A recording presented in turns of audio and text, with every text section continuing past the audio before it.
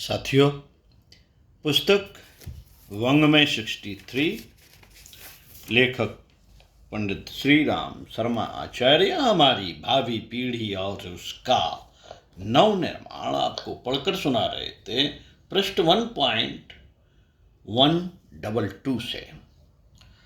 आइए सुनते हैं। बाल अपराध बढ़े तो राष्ट्र गिर जाएगा। राष्ट्र का भावी विकास और निर्माण आज के व्यक्तियों पर उतना अवलंबित नहीं है जितना कल की पीढ़ी पर। विशाल स्तर पर चल रहे कार्यक्रमों का आधार स्तंभ हमारे बालक हैं, जिनके लिए अनेक योजनाएं बनाते हुए चले जा रहे हैं। जिस आधार स्तंभ पर यह निर्माण कार्य चल रहा है वही विशृंखलित, अस्त व्यस्त और कमजोर हुआ। वही कमजोर हुआ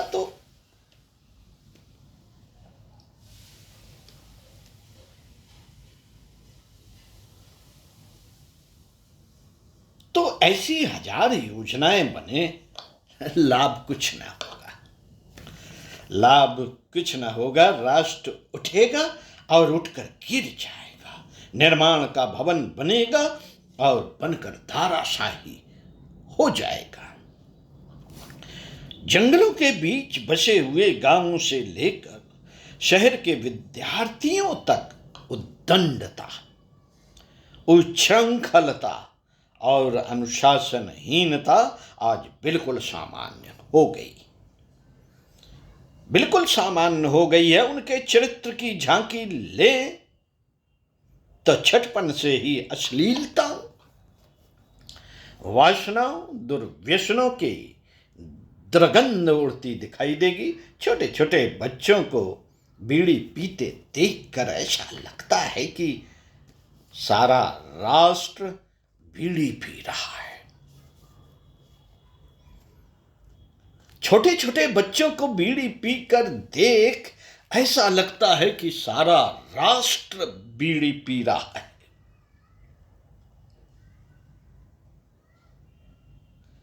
युवतियों के पीछे अश्लील शब्द उछालता है तो लगता है संपूर्ण राष्ट्र काम वासना से उद्दीप्त हो रहा है। अपराधी बालकों ने आज सारे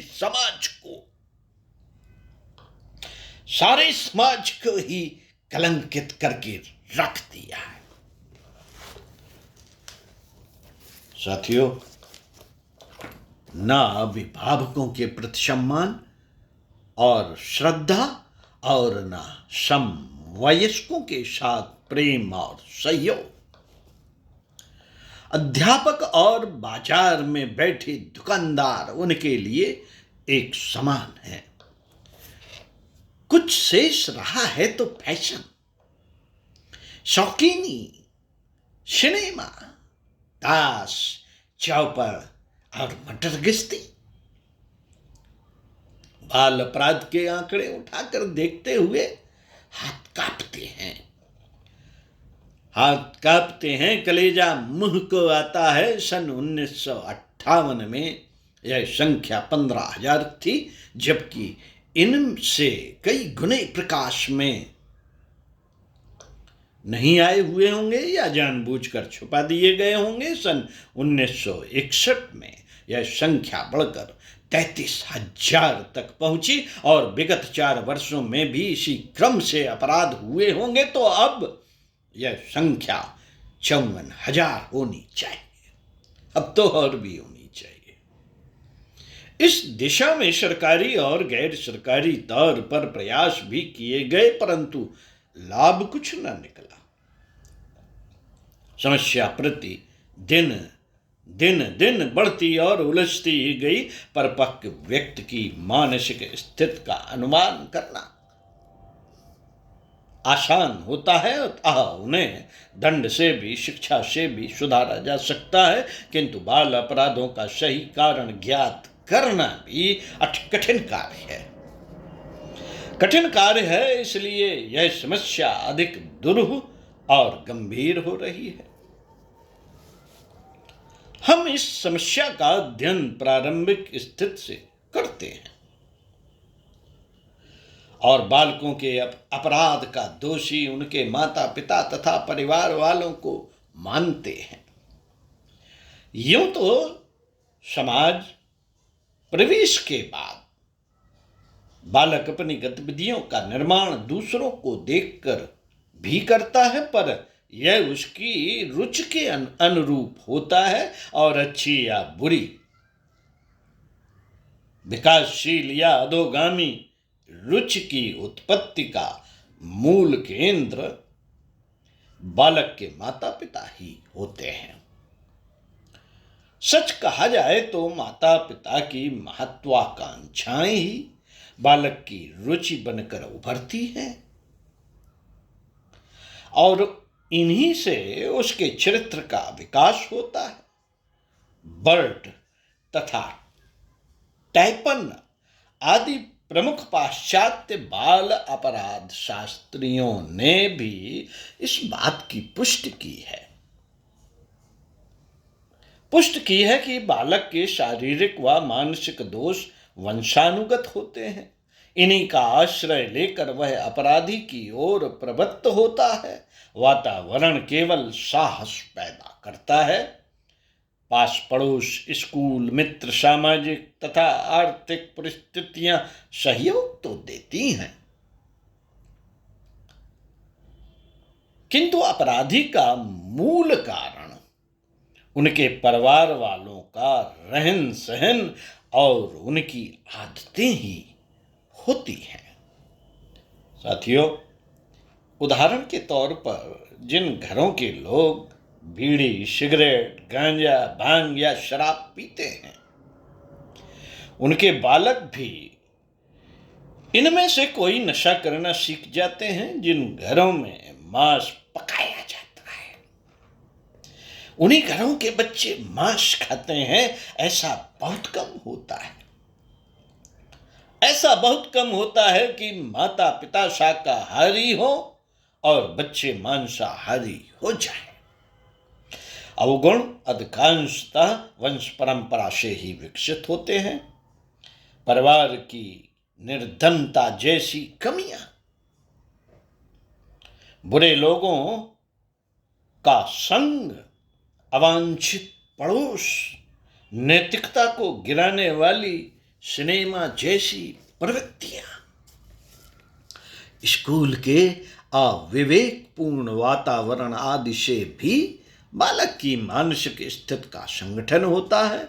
किंतु यदि माता पिता पूर्व में बालकों में अधिक शक्तिशाली संस्कार भर सके तो बाहरी परिस्थितियां उतना प्रभाव नहीं डाल सकती और बच्चा बुराइयों से अधिकांश बचा रह सकता है। इस संबंध में कुछ उपयोगी सुझाव हैं जिन्हें प्रयोग में लाया जा सकता है और उससे बालकों का चरित्र बल और मनोबल बढ़ाया जा सकता है। जो लोग बालकों की उपस्थिति में कैसा भी उचित अनुचित कार्य किया जाना अनुचित नहीं समझते, वे भूल करते हैं। उनकी यह आम धारणा होती है कि बालक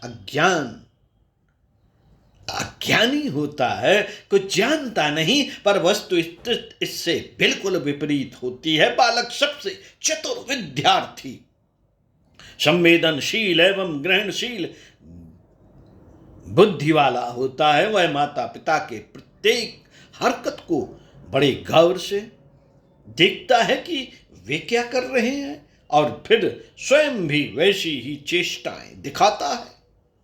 कभी कभी वह प्रारंभ में वैसी रुचि भले ही न प्रदर्शित करे तो भी उसके अंतर्मन में वैसी ग्रंथि बन जाती है जो अवस्था के साथ विकसित होकर स्वभाव में परिवर्तित हो जाती है।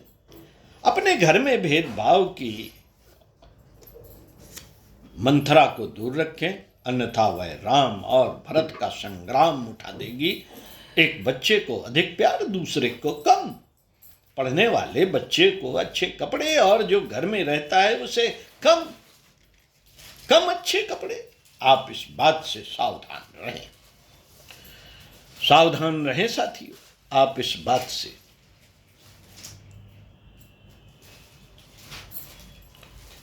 बच्चे आपसे पूरा न्याय चाहते हैं, उन्हें समानता न देंगे तो उनकी विग्रह बुद्धि बढ़ेगी और अपराधों की दिशा में अग्रसर करेगी।